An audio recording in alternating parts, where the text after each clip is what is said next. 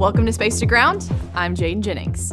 We look ahead to Northrop Grumman's 19th Commercial Resupply Services mission launching to the International Space Station next week. This mission will include multiple scientific studies, including fire suppression, gene therapy, atmospheric monitoring, and other experiments, along with space-flown student artwork.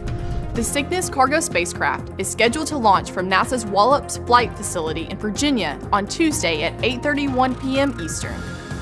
Earlier this week, NASA Johnson Space Center hosted a pair of news conferences to highlight the agency's upcoming SpaceX Crew 7 mission to our orbiting laboratory.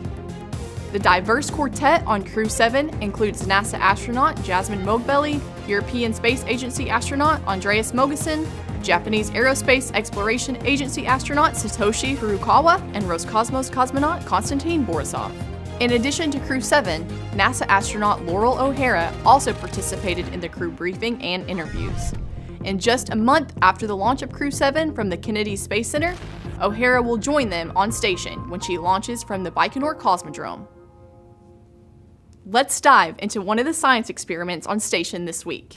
Changes in plants, specifically genetic changes, are now known to occur in response to the stress of the spaceflight environment. These physiological adaptations to spaceflight are only beginning to be understood. The Plant Habitat 03 investigation examines whether epigenetic adaptations in one generation of plants grown in space can transfer to the next generation. These epigenetic changes involve adding extra information to DNA rather than changing it. Results could provide insight in how to grow repeated generations of crops in space to provide food and other services on future missions and support development of strategies for adapting crops and other economically important plants for growth in marginal and reclaimed habitats on Earth. And that's Space to Ground for now. Thanks so much for watching.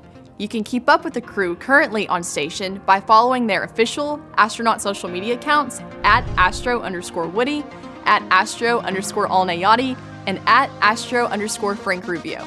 We'll see you next week.